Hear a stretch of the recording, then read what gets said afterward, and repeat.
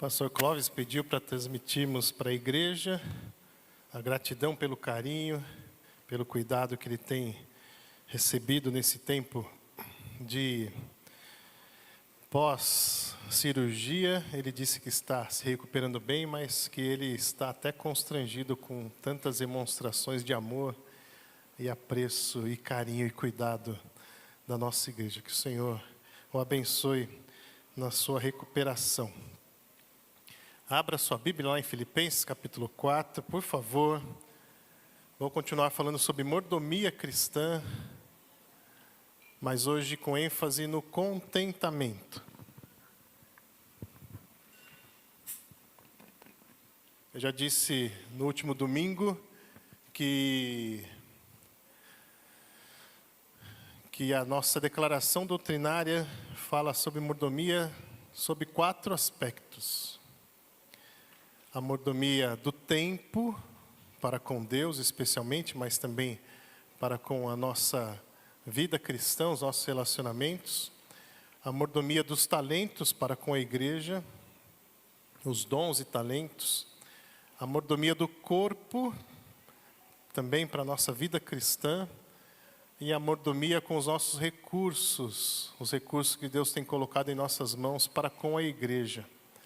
E eu quero então usar hoje desse texto de Filipenses, capítulo 4, versículos 10 a 20. Vamos ler o versículo 12 agora.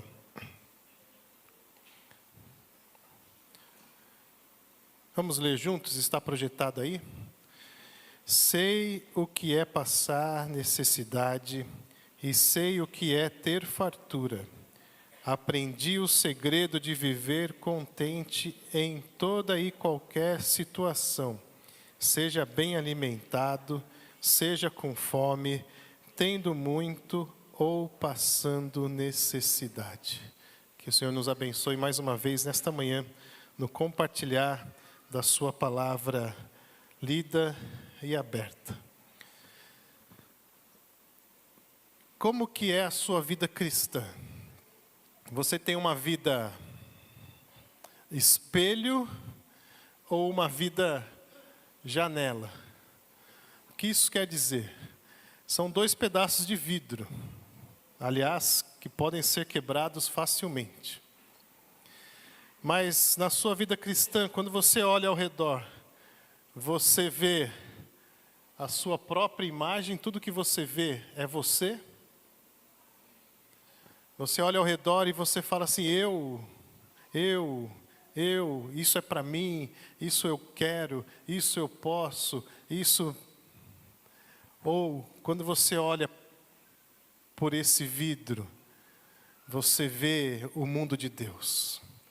O seu próximo, as pessoas, a criação de Deus, o reino de Deus, a igreja. Como é a sua vida cristã?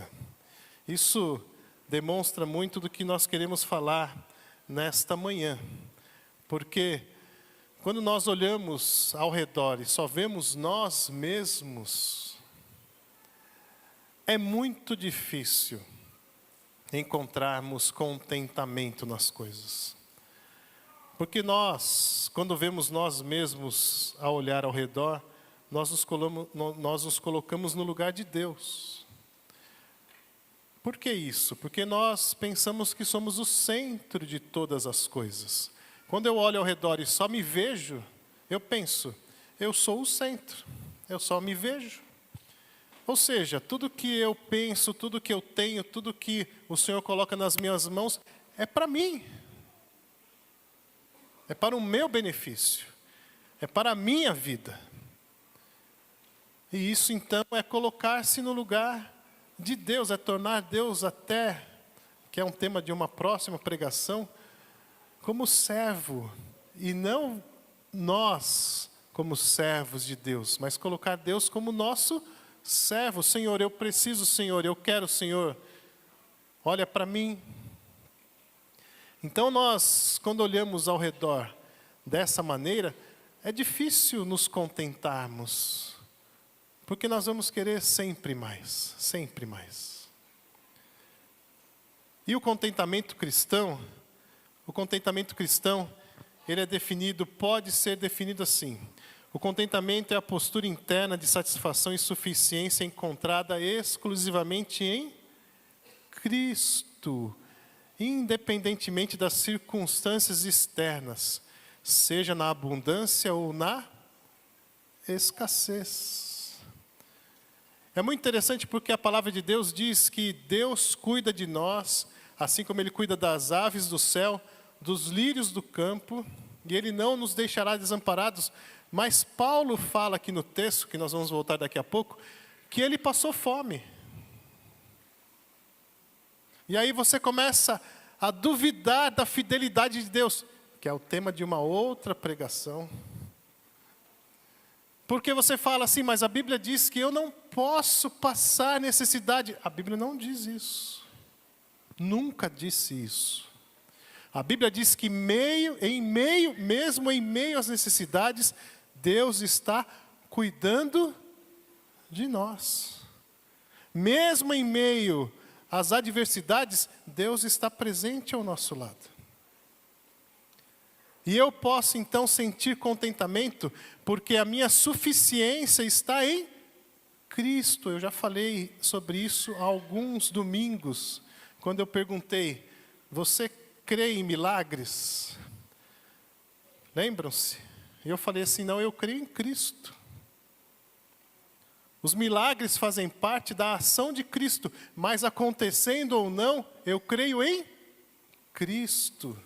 Ou seja, passando por qualquer situação, eu creio na suficiência de Cristo, e isso enche o meu coração de contentamento.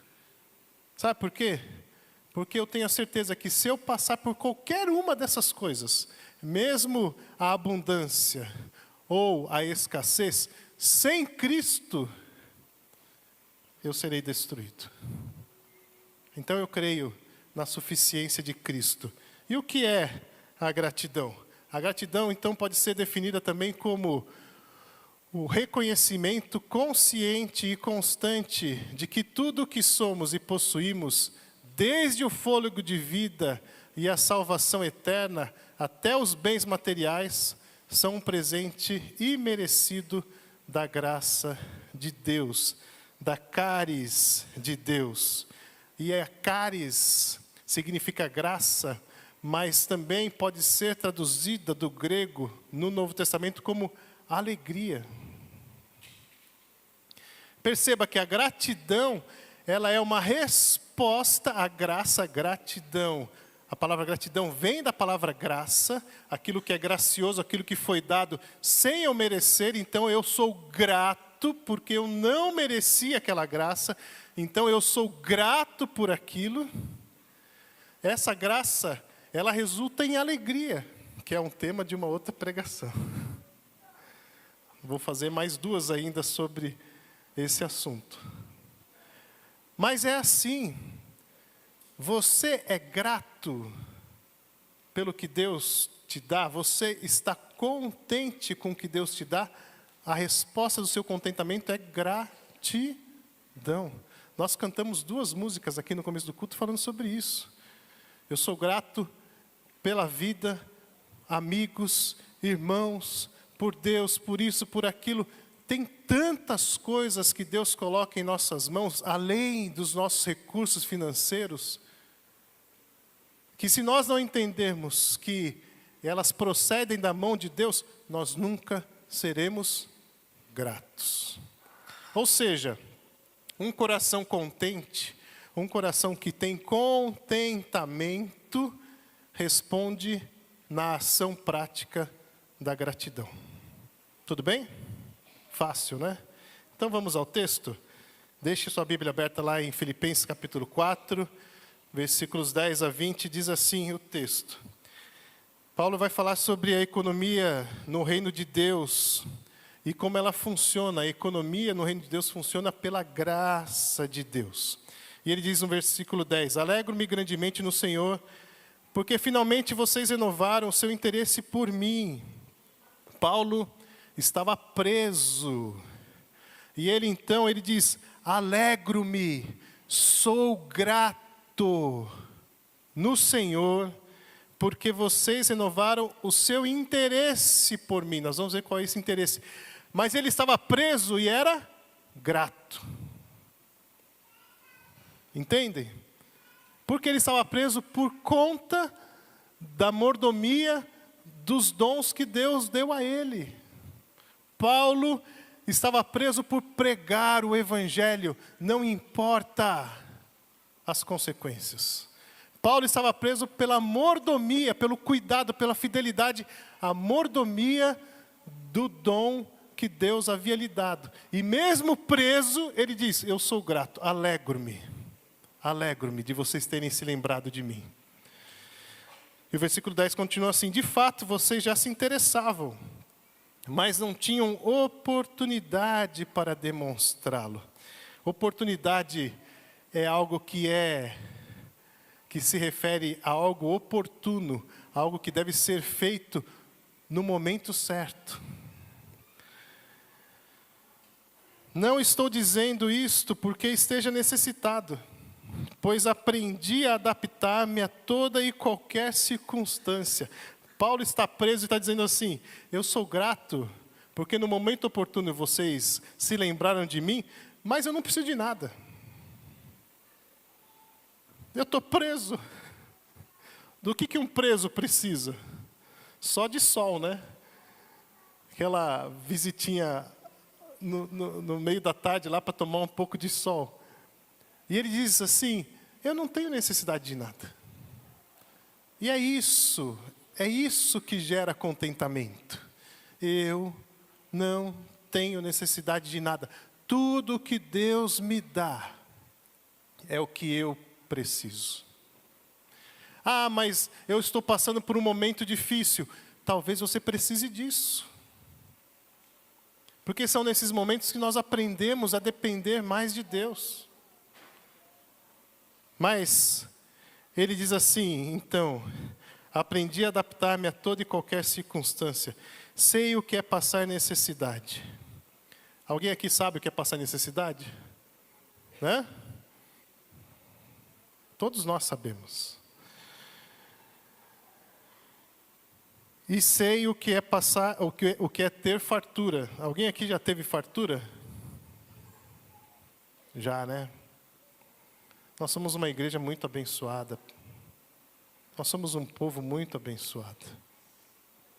Aprendi o segredo de viver contente em toda e qualquer situação. Seja bem alimentado, essa parte eu gosto. Seja com fome, tudo bem também. Porque a fome é a indicação de que daqui a pouco seremos bem alimentados, né? E tendo muito ou passando necessidade. A palavra contente é a palavra autarques. É essa palavra que significa suficiência em Cristo. Em todas essas coisas eu me sinto suficiente.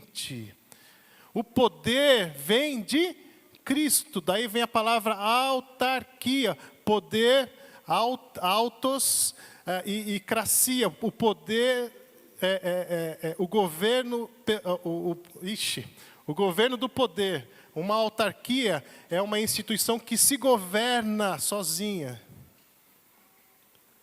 Então, Paulo diz exatamente isso.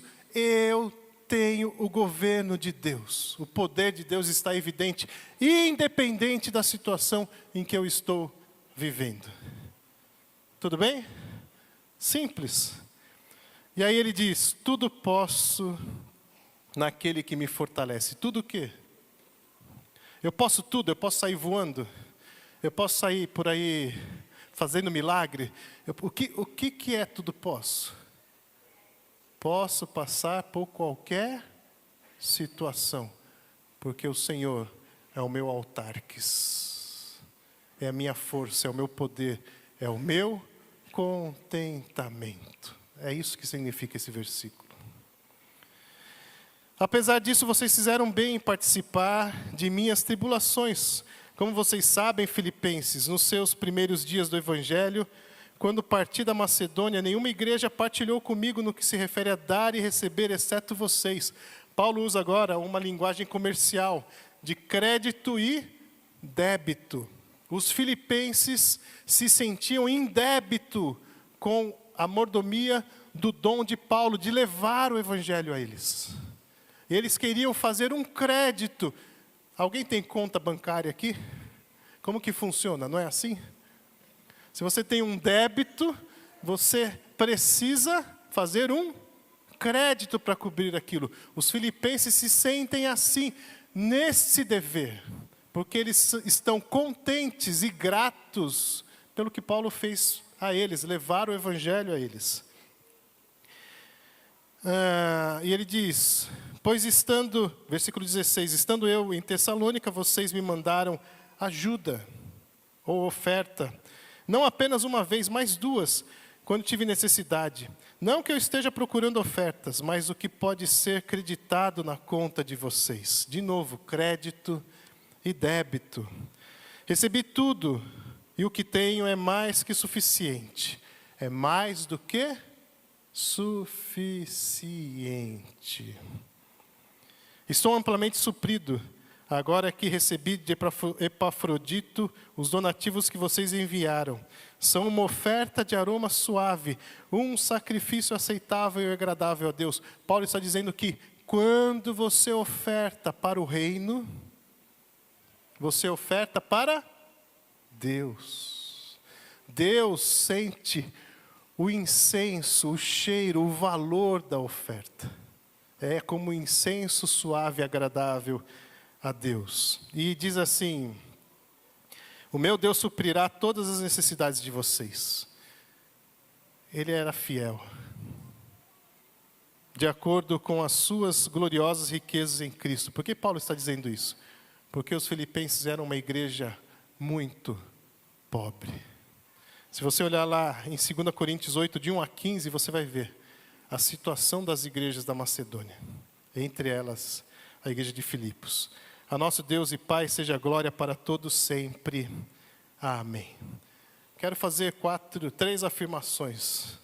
Primeiro, tudo posso naquele que me fortalece. Versículo 13. Este não é um grito de arrogância, mas de confiança absoluta na suficiência de Cristo. Paulo aprendeu a lição de que o contentamento não depende de circunstâncias externas, mas de uma união interna com o Senhor. A sua capacidade de lidar tanto com a escassez quanto com a abundância é um dom da graça. Robertson. Outra citação. Essa promessa foi feita a uma igreja que tinha sido generosa com o Senhor. Deus não prometeu suprir a ganância do crente, mas sim as suas necessidades. Quando somos fiéis em nossa mordomia, Deus se torna responsável pelo nosso sustento. Não podemos dar mais do que Deus, pois Ele paga os seus servos com as riquezas de sua glória. Warren Wiersbe. E a última citação, a gratidão cristã é a alma da adoração. Ela nasce da percepção de que Deus é a fonte de todo bem. Quando o homem reconhece que sua própria vida é um dom, a administração de seus bens deixa de ser uma obrigação externa e torna-se um transbordamento de gratidão interna. Mullins. E eu quero aplicar da seguinte maneira esses textos e essas expressões de hoje.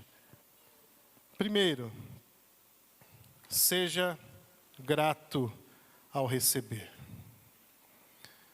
Se Deus colocou na sua mão, seja grato. Se não, penso eu, Deus vai tirar para te ensinar uma lição. Porque talvez você precise aprender uma lição. Se Deus tem dado a você, te sustentado, te dado amigos, te dado uma igreja, seja grato. Porque senão talvez nós precisemos aprender da pior maneira. Da pior maneira. Em outras palavras, se você está sendo bem alimentado, seja grato. Porque se você precisar passar por fome para você aprender a suficiência de Deus, Ele vai fazer isso. Mas mesmo assim, seja grato. Porque Deus está cuidando do seu povo. Seja grato ao receber. Segundo, seja grato ao contribuir. Não é uma questão, já disse e vou repetir aqui todas as pregações que vou fazer sobre esse assunto. Não é uma questão de porcentagem, é uma questão de gratidão. Você vai... Bom, na minha casa é assim. Quando nós vamos viajar, eu falo, não temos limites nessa viagem para comer. É claro, eu faço planejado, faço um estoque na minha conta corrente antes. Mas a gente brinca assim, eu falo para minha esposa, pegou tudo? Gente, que mulher que consegue pegar tudo para uma viagem? Fala aí. Ela fala, eu não sei. Eu falo, fique tranquilo, porque chegando lá, se faltar alguma coisa, a gente compra. E, gente, faz sentido você tirar a sua família de casa e levar para um passeio para comer no McDonald's da cidade que você foi visitar? Porque é mais barato? E nem é barato. Não faz sentido. Agora, como você expressa a sua gratidão? Com o que você investe. Com o que você investe. Se você convidar a sua esposa no dia dos namorados e não for lá no restaurante que a gente está oferecendo aqui, e levar a sua esposa lá no dogão do... Como chama lá? Lá no dogão, você vai ver. Sua esposa vai gostar. Vai falar assim, nossa, você é muito grato pela nossa vida. É isso que ela vai falar? Então seja grato ao contribuir. Seja grato ao expressar o seu esforço, o valor que você dá. Sinta-se privilegiado por poder contribuir. Gente, nós somos uma igreja que é reconhecida aqui no bairro como uma igreja abastada. Algumas pessoas já passaram aqui e foram me procurar especialmente, algumas delas, estou falando do que aconteceu comigo, dizendo, eu nunca entrei aqui antes porque essa é uma igreja de rico. E eu falo, não, nós somos abençoados por Deus, vem para cá que você também vai ser abençoado. Mas, gente, sem brincadeira, vamos ser sinceros, olha o nosso estacionamento. Olha o nosso estacionamento. Sinta-se privilegiado por poder contribuir, nós podemos. Se tivermos contentamento, podemos.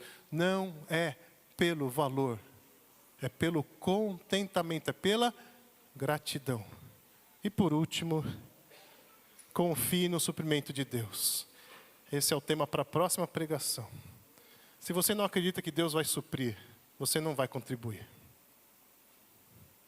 Se você não acredita que Deus é suficiente na sua vida, você não vai contribuir.